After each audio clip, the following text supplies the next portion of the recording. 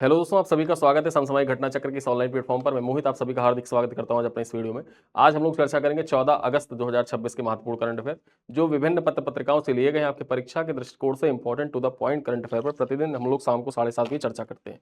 ये video class आपकी परीक्षाओं के दृष्टिकोण से बेहद इंपॉर्टेंट होती है। इसमें देखा जाए डेली न्यूज पेपर बेस्ड जो करंट अफेयर होता है, डेली न्यूज बेस्ड जो करंट अफेयर होता है, चाहे वो पत्र पत्रिकाओं से हो या फिर पीआईबी से हो या एएनआई से हो, आकाशवाणी से हो, डीडी न्यूज से हो, महत्वपूर्ण खबरों को एक जगह संकलित करने का कार्य इस संस्था के द्वारा किया जाता है। हम लोग प्रतिदिन शाम को 7:30 बजे इस वीडियो को आपको उपलब्ध कराते हैं। यहाँ पर देखा जाए हम लोग जो ये सीरीज चला रहे हैं, इसको मासिक पैकेज के रूप में डिजाइन करके रखा गया है। इस मासिक पैकेज में आप एनरोल हो सकते हैं। फायदा इस मासिक पैकेज का ये है कि प्रतिदिन आपको जो वीडियो होती है, वीडियो तो मिलती ही मिलती है, साथ साथ में आपको जो क्लास पीपीटी होती है रिवाइज करने के लिए ऐप पर मिल जाती है। ऐप पर ही आपको डेली 10 MCQ का टेस्ट भी आपसे लिया जाता है। यहाँ पर बात की जाए तो महीने के एंड में आपको कंपाइल पीडीएफ भी प्रोवाइड किया जाता है। कंपाइल पीडीएफ हिंदी इंग्लिश दोनों भाषाओं में होता है। टेस्ट भी हमारा हिंदी इंग्लिश दोनों भाषाओं में होता है, यानी कि जो डेली आप क्वेश्चन पढ़ते हैं, पॉइंट पढ़ते हैं, टॉपिक पढ़ते हैं, टॉपिक पर जो यूपी पीसीएस में, यूपी ट्रिपल एससी में, बीपीएससी में, छत्तीसगढ़ पीएससी में, झारखंड पीएससी में, जितने भी स्टेट पीसीएस एग्जाम है, जितने भी देखा जाए राज्य स्तरीय अन्य महत्वपूर्ण परीक्षाएं हैं, चाहे वो यूपीएसआई की परीक्षा हो, पेट की परीक्षा हो, सुपर टेट की परीक्षा हो या फिर अन्य कोई महत्वपूर्ण परीक्षा हो, इवन बैंकिंग सेक्टर में जो करंट अफेयर पूछे जाते हैं, इस डेली न्यूज़पेपर बेस्ड जो करंट अफेयर सीरीज है हमारी, इसको आप फॉलो करते हैं तो आपके बैंकिंग के करंट अफेयर भी तैयार हो जाएंगे। ठीक है, तो इस मासिक पैकेज को आप ज्वाइन कर सकते हैं। मासिक पैकेज का लिंक आपको इसी वीडियो के पिन कमेंट में मिल जाएगा। वीडियो के पिन कमेंट को ओपन करिएगा और ओपन करने के बाद आप हमारे इस मासिक पैकेज में एनरोल हो सकते हैं। आइए मैं एक बार आपको दिखा देता हूं। अगर आप पिन कमेंट से नहीं, आप डायरेक्ट हमारी वेबसाइट से जाना चाहते हैं, वेबसाइट से आप एनरोल करना चाहते हैं, तो सिंपल सा आपको करना कुछ नहीं है। आपको गूगल ओपन करना है। गूगल ओपन करने के बाद में आपको सर्च करना है समसामयिक घटना चक्र पब्लिकेशन। ठीक है, जैसे ही आप समसामयिक घटना चक्र पब्लिकेशन यहां पर सर्च करते हैं, सर्च करने के बाद हमारा होम पेज खुल जाता है। होम पेज ओपन करिएगा और वेबसाइट कुछ इस तरीके से दिखती है। वेबसाइट ओपन होने के बाद में आपको जाना कहाँ है? आपको जाना है वीडियो लेक्चर के सेक्शन में। वीडियो लेक्चर का सेक्शन ओपन करिए। वीडियो लेक्चर का सेक्शन ओपन करने के बाद में यहाँ पर आप देखेंगे कि हमारा जो होम पेज है वीडियो लेक्चर का वो ओपन हो जाएगा और इसमें देखा जाए सारे मासिक पैकेज और जितने भी कोर्स संचालित किए जा रहे, वीडियो कोर्स संचालित किए जा रहे हैं समसामयिक घटना चक्र के द्वारा, सारे पैकेज यहाँ पर लगे हुए हैं। ठीक है, इसमें अगस्त महीने का आप पैकेज ओपन करिएगा। इस अगस्त महीने के पैकेज में आप एनरोल कर सकते हैं। यहाँ से डायरेक्ट बाय नाउ करके आप एनरोल कर सकते हैं। खास बात यह है कि संस्था के द्वारा सारी चीजें कस्टमाइज करने का ऑप्शन आपको दिया गया है। जैसे कोई वॉलेट होता है, आप ऑनलाइन कुछ परचेज करते हैं तो आपके कार्ट में कस्टमाइज का ऑप्शन होता है, क्या लेना है क्या नहीं लेना है वो ऑप्शन होता है। उसी प्रकार से हम लोग यहाँ पर भी ऑप्शन दे रहे हैं। आपको वीडियो टेस्ट पीडीएफ तीनों चीज को कस्टमाइज करने का ऑप्शन दिया जा रहा है। यहाँ पर अगर हम बात करें तो इस हमारे पैकेज का मूल्य जो है, सेल प्राइस 25 रुपए रखे गए हैं, जिसमें जो वीडियोस का प्राइस है वो 10 रुपए, टेस्ट 5 रुपए में और जो पीडीएफ होता है वो 10 रुपए में है। यानी कि एक तरीके से तीनों का मूल्य अलग अलग निर्धारित है। इनको एक साथ अगर परचेज करते हैं तो सेल प्राइस जो है वो 25 रुपए है। यहाँ पर देखा जाए डेमो लगा हुआ है। अगर आप डेमो देखना चाहते हैं कि किस प्रकार से टेस्ट यहाँ पर लिया जाता है, टेस्ट ओपन करिएगा, टेस्ट ओपन हो जाएगा, लगाइएगा ऐप। आप जब ऐप पर ओपन करते हैं, ऐप पर आप टेस्ट अटेम्प्ट कर सकते हैं, अपनी रैंकिंग देख सकते हैं, सारी चीजें यहाँ पर देख सकते हैं। ठीक है, एक मैं आपको चीट कोड बताता हूँ। चीट कोड ये है कि जो ये सेल प्राइस लिखा हुआ है ना, सेल प्राइस, जब आप तीनों चीजें एक साथ, वीडियो टेस्ट पीडीएफ, ये तीनों चीजें एक साथ 25 रुपए में परचेज करते हैं, तो जो समसामयिक घटना चक्र पब्लिकेशन की जो बुक्स होती हैं उनके ऊपर एक क्यूआर कोड होता है। आपके पास किताब है, किताब के ऊपर क्यूआर कोड दे रखा है। उस क्यूआर कोड को स्कैन करिएगा और स्कैन करने के बाद आपके वॉलेट में कॉइन ऐड हो जाते हैं। उन कॉइन को यहाँ पर अप्लाई कर देना। ये मूल्य कितना हो जाएगा घटकर? 18.75 रुपए हो जाएंगे। ठीक है, और 18.75 रुपए में आप इस मासिक पैकेज में, करंट अफेयर के मासिक पैकेज में एनरोल हो जाएंगे। तो ये था चीट कोड, जो आसानी से आप इसको एनरोल कर सकते हैं और 2 कप चाय के मूल्य से भी कम में आप इस करंट अफेयर बैच में एनरोल हो जाएंगे आसानी से। ठीक है, तो ये था एनरोल कैसे करना है वो मैंने बताया। अब चलिए स्टार्ट करते हैं। जो करंट अफेयर है उसको देखते हैं 14 अगस्त 2026 के। बात की जाए तो अस्मिता चलिहा ने जीता पहला BWF विश्व टूर खिताब। ठीक है, यहां पर देखा जाए असम की अस्मिता चलिहा ने Korea masters super 300 badminton tournament में महिला एकल का खिताब जीती है। ये पॉइंट इंपॉर्टेंट हो जाता है कि कोरिया मास्टर्स सुपर 300 का खिताब किसने जीता है? अस्मिता चलिहा ने जीता है। और ये कहां से है? ये असम से है। बात की जाए तो उन्होंने फाइनल में चीन की चौथी वरीयता प्राप्त हान कियानशी को 14, 21, 21, 14, 21, 14 से पराजित किया। यहां पर बात की जाए तो यह उनका पहला BWF वर्ल्ड टूर टाइटल था और भारतीय खिलाड़ियों ने लगातार दूसरे सप्ताह BWF विश्व टूर खिताब में जीत हासिल की है। इससे पहले तन्वी सर्वा ने ताइपे ओपन जीता था। ठीक है, पिछले हफ्ते मैंने आपको पढ़ाया भी था, ये जो तन्वी सर्वा है उन्होंने ताइपे ओपन का खिताब जीता था। और अब देखा जाए यहां पर बात करें जो अस्मिता चलिहा है, इन्होंने खिताब जीत लिया कौन सा, कोरिया मास्टर्स सुपर 300 का। ठीक, चलिए स्पोर्ट्स करंट अफेयर के दृष्टिकोण से नाम इंपॉर्टेंट हो जाता है। अगली खबर देखा जाए टाइफून डॉल्फिन। अब यहां पर आपके परीक्षा में देखा जाए, जब अभी तो पिछले 2 साल से नहीं पूछा गया है, लेकिन पीवाईक्यू में सवाल जो चक्रवात होते हैं, जो आपदाएं, बेसिकली देखा जाए आपदाओं से संबंधित सवाल पूछे गए हैं। जो प्राकृतिक आपदाएं हैं, चाहे वो ज्वालामुखी विस्फोट हो या कहीं पर सुनामी हो आई हो या फिर चक्रवात आया हो, भूस्खलन हुआ हो, उनसे संबंधित सवाल आपकी परीक्षाओं में प्राकृतिक आपदाओं से पूछे जाते रहे। तो उन्हीं प्राकृतिक आपदाओं में देखा जाए जो ये टाइफून है, इस टाइफून से संबंधित सवाल पीवाईक्यू में आया हुआ है। 2018 में पीवाईक्यू में पूछा गया था। यहां पर देखा जाए टाइफून डॉल्फिन जो है, इसने चीन में दस्तक दी। किसको प्रभावित किया, टाइफून डॉल्फिन से कौन सा देश प्रभावित हुआ, तो चीन प्रभावित हुआ। यहां पर देखा जाए टाइफून डॉल्फिन ने 9 अगस्त 2026 को चीन के पूर्वी तट को झोंजियांग प्रांत जो है ना, झेंजियांग प्रांत के हुइयुआन के पास दस्तक दी थी। ठीक, इसे इस वर्ष चीन से टकराने वाला सबसे शक्तिशाली उष्णकटिबंधीय चक्रवात बताया गया है। यहां पर बात करें, तूफान के कारण चीन के 10 लाख से अधिक लोगों को विस्थापित किया गया और लगभग 1500 उड़ानें यहां पर रद्द हुई थी। इससे पहले डॉल्फिन जापान के ओकिनावा प्रांत से गुजरा था, जहां 6 लोग घायल भी हुए थे और 50,000 से अधिक इमारतों पर बिजली से प्रभावित भी हुए थे। ठीक, तो ये पॉइंट याद रखिएगा। जो डॉल्फिन चक्रवात है ये उष्णकटिबंधीय चक्रवात है और मुख्य रूप से देखा जाए चीन प्रभावित हुआ है। चीन से पहले जापान भी प्रभावित हुआ था, लेकिन जापान में उतना ज्यादा प्रभाव नहीं पड़ा था जितना चीन में प्रभाव पड़ा है।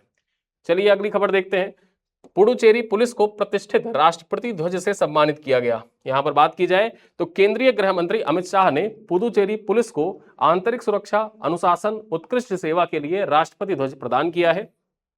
यहां पर देखा जाए राष्ट्रपति द्रौपदी मुर्मू ने 8 मई 2026 को इस सम्मान को प्रदान करने की घोषणा की गई थी। ठीक है, यानी कि देखा जाए मई 2026 में इसकी घोषणा कर दी गई थी और अब अगस्त 2026 में अमित शाह के द्वारा जो पुडुचेरी पुलिस है उसको आंतरिक सुरक्षा, अनुशासन और उत्कृष्ट सेवा के लिए राष्ट्रपति ध्वज से सम्मानित किया गया है। बात की जाए तो राष्ट्रपति ध्वज पुलिस बल को दिया जाने वाला सर्वोच्च सम्मान होता है। जो राष्ट्रपति ध्वज होता है वो किसी भी राज्य के पुलिस बल को दिया जाने वाला सर्वोच्च सम्मान होता है। यहां पर देखा जाए तो पुडुचेरी पुलिस में लगभग 5000 कर्मी से और तमिलनाडु, यमन, माहे क्षेत्र में सुरक्षा संभालते हैं। ठीक है, तमिलनाडु, यनम और माहे क्षेत्र जो है वहां पर ये पुडुचेरी पुलिस जो है ये सुरक्षा संभालने का कार्य करती है।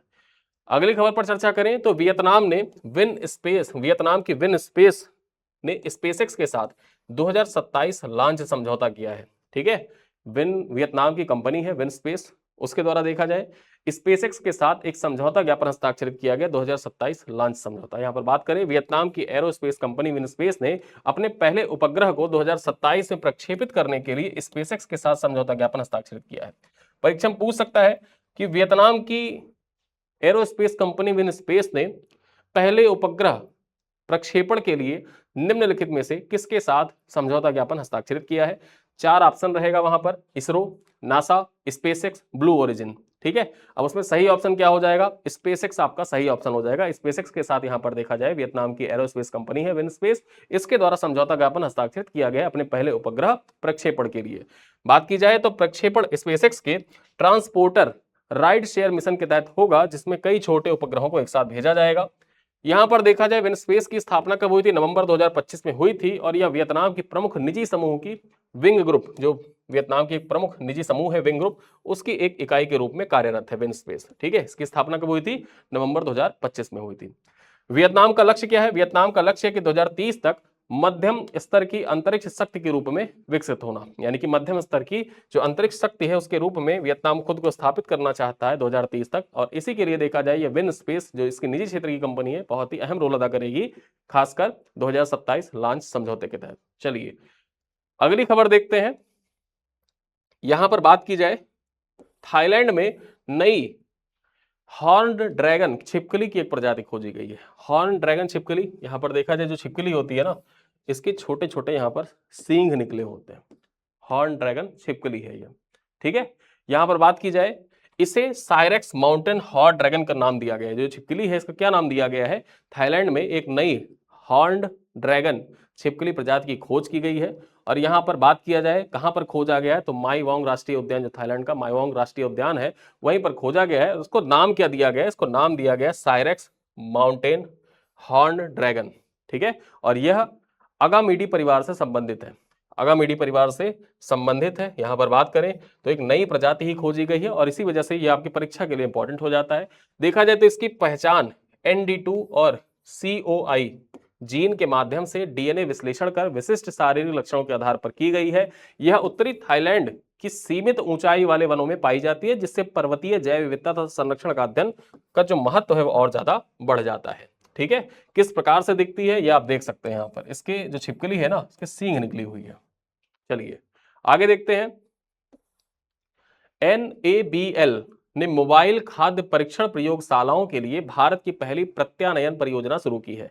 जो NBAL है ना, इसके द्वारा देखा जाए मोबाइल खाद्य परीक्षण प्रयोगशाला, मोबाइल खाद्य परीक्षण प्रयोगशालाएं क्या होती हैं? जैसे एक वैन होती है ना, उस वैन में ही पूरे इक्विपमेंट होते हैं। और कहीं पर भी देखा जाए, जैसे जब कहीं छापा पड़ता है ना, अब छापा पड़ने के लिए पहले क्या होता है? सैंपल भरा जाता है, सैंपल लेबोरेटरी जाएगा, परीक्षण होगा, परीक्षण होने के बाद में देखा जाए उसका पूरी तरीके से जांच रिपोर्ट आएगी, रिपोर्ट आने महीनों लग जाते थे। लेकिन यहाँ पर देखा जाए यहाँ पर NABL के द्वारा मोबाइल खाद्य परीक्षण प्रयोगशालाओं के लिए भारत की पहली प्रत्यानयन योजना शुरू की गई है, जिसके तहत होगा क्या कि जो मोबाइल वैन है वहीं पर तुरंत टेस्टिंग, लाइव टेस्टिंग हो जाया करेगी। बात की जाए, NABL ने अगस्त 2026 में मोबाइल खाद्य परीक्षण प्रयोगशालाओं के लिए भारत की पहली प्रत्यानयन योजना शुरू की है। यह योजना गुणवत्ता परिषद भारत, यहां पर देखा जाए जो गुणवत्ता परिषद भारत है, क्वालिटी काउंसिल ऑफ इंडिया है, उसके एक घटक बोर्ड NBAL के द्वारा शुरू की गई है। देखा जाए तो मोबाइल प्रयोगशालाएं समुदायों के निकट विश्वसनीय और अंतरराष्ट्रीय मानकों के अनुरूप खाद्य परीक्षण सेवाएं उपलब्ध कराएंगी। इससे खाद्य सुरक्षा निगरानी, परीक्षण सुविधाओं की पहुंच, नियामकीय कार्यवाही और उपभोक्ता विश्वास को और ज्यादा मजबूती मिलेगी। ठीक है, यानी कि देखा जाए अगर किसी आइटम की जांच करनी है और तुरंत मोबाइल, जैसे जो ये मोबाइल जांच सेवाएं हैं, मोबाइल प्रयोगशालाएं हैं, ये जाके अचानक से मार्केट में खड़ी होके और टेस्टिंग करना स्टार्ट कर दे, और टेस्टिंग करने के बाद में पता चले कि टेस्टिंग हुई और टेस्टिंग एकदम सक्सेसफुल, सारी चीजें एकदम परफेक्ट, आदमी का जो माइंडसेट होता है ना, तुरंत कहेगा कि भैया फला दुकान से हमको सामान खरीदनी है, उसके यहाँ पे जो सामान मिलता है एकदम शुद्ध मिलता है। जो मोबाइल फूड टेस्टिंग लेबोरेटरी आई थी उसने तुरंत टेस्ट किया और टेस्ट के बाद पूरा एकदम सब कुछ परफेक्ट निकला, सारी चीज़ें वहीं से खरीदनी है। तो इससे क्या होता है? इससे फिर दुकान की वैल्यू बढ़ जाती है। ठीक है, और जहां पर देखा पता चला कि मामला गड़बड़ है, वहां पर लोगों के दिमाग में तुरंत बैठ जाता है उसके यहाँ पे खराब सामान मिलता है। तो ये चीजें देखा जाए जो उपभोक्ता विश्वास है उसको बढ़ाने का भी कार्य करेगी। चलिए आगे देखते हैं, अगली खबर क्या है। IPC को WHO सीरन के क्षेत्र में उत्कृष्टता केंद्र का दर्जा दिया गया है। यहां पर बात की जाए भारतीय भेषज संहिता, जो इंडियन फार्माकोपियो कमीशन है, इसको फार्माको विजिलेंस के क्षेत्र में उत्कृष्ट केंद्र और दवा गुणवत्ता में तकनीकी केंद्र का दर्जा मिल गया है। यह मान्यता WHO दक्षिण पूर्व एशिया नियामक नेटवर्क के द्वारा 4-5 अगस्त 2026 को काठमांडू में प्रदान किया गया। यहां पर बात की जाए SEARN की स्थापना कब हुई थी, यानी कि जो WHO का दक्षिण पूर्व एशिया नियामक नेटवर्क है, इसकी स्थापना 2016 में WHO दक्षिण पूर्व एशिया क्षेत्रीय कार्यालय ने की थी। बात की जाए तो IPC भारत की फार्माको विजिलेंस कार्यक्रम और मेटेरियलो विजिलेंस कार्यक्रम संचालित करता है, यानी कि जो इंडियन फार्माकोपियो आयोग है उसके द्वारा फार्माको विजिलेंस कार्यक्रम तथा मेटेरियो विजिलेंस कार्यक्रम संचालित किया जाता है। आगे चर्चा करते हैं। परम प्रज्ञा AI आधारित सुपर कंप्यूटिंग सुविधा है। यहां पर बात करें तो प्रधानमंत्री नरेंद्र मोदी ने 8 अगस्त 2026 को IIT दिल्ली के सोनीपत परिसर में परम प्रज्ञा सुविधा का उद्घाटन किया। ठीक है, ये पॉइंट याद रखिएगा। PM मोदी के द्वारा परम प्रज्ञा जो सुविधा है, सुपर AI आधारित सुपर कंप्यूटिंग सुविधा है, इसका उद्घाटन कहां पर किया गया है? सोनीपत परिसर में किया गया है। और ये सोनीपत परिसर किसका? IIT दिल्ली का। बात की जाए तो इसका उद्देश्य AI, डेटा विज्ञान, उन्नत कंप्यूटिंग और अंतर विषयक अनुसंधान को बढ़ावा देना है। राष्ट्रीय सुपर कंप्यूटिंग मिशन की शुरुआत कब हुई थी? 2015 में केंद्रीय क्षेत्र योजना के रूप में की गई थी। इस मिशन का कार्यान्वयन सीडेक पुणे और भारतीय विज्ञान संस्थान बेंगलुरु के द्वारा किया जाता है। ठीक है, तो ये मिशन है राष्ट्रीय सुपर कंप्यूटिंग मिशन, इसकी शुरुआत कब हुई थी, जरूर याद रखिएगा, पीवाईक्यू पूछा भी जा चुका है। 2015 में केंद्रीय क्षेत्र योजना के रूप में इसकी शुरुआत की गई थी। और इसका कार्यान्वयन किसके द्वारा किया जाता है, तो सीडेक पुणे और भारतीय विज्ञान संस्थान बेंगलुरु के द्वारा, यानी कि IISc बेंगलुरु के द्वारा किया जाता है। और खास बात यह है, परीक्षा में पूछेगा क्या, AI आधारित सुपर कंप्यूटिंग सुविधा परम प्रज्ञा का उद्घाटन प्रधानमंत्री नरेंद्र मोदी के द्वारा किस संस्थान में किया गया, तो IIT दिल्ली में किया। IIT दिल्ली संस्थान है। और इसका जो सोनीपत परिसर है, सोनीपत कहां पड़ता है, हरियाणा में पड़ता है, तो सोनीपत परिसर में इसका उद्घाटन किया गया है। चलिए अगली खबर देखते हैं। PM ई ड्राइव योजना में इलेक्ट्रिक दुपहिया वाहनों की समय सीमा जो है इसको बढ़ा दी गई है और प्रोत्साहन आधा कर दिया गया है। देखा जाए तो भारी उद्योग मंत्रालय ने PM ई ड्राइव योजना के तहत इलेक्ट्रिक दुपहिया वाहनों के लिए प्रोत्साहन अवधि 31 मार्च 2028 तक बढ़ाई है। प्रोत्साहन 5,000 से घटाकर 2,500 रुपए प्रति किलोवाट घंटा कर दिया है, जिसकी अधिकतम सीमा 5,000 प्रति वाहन रहेगी। यहां पर देखा जाए पात्र इलेक्ट्रिक दुपहिया वाहनों की अधिकतम एक्स फैक्ट्री कीमत जो है ये 1.5 लाख रुपए निर्धारित की गई है। योजना की कुल परिव्यय देखा जाए तो लगभग 11,900 करोड़ रुपए निर्धारित की गई है, जिसमें इलेक्ट्रिक दुपहिया वाहनों के लिए 2,767 करोड़ रुपए का समर्थन भी सम्मिलित है।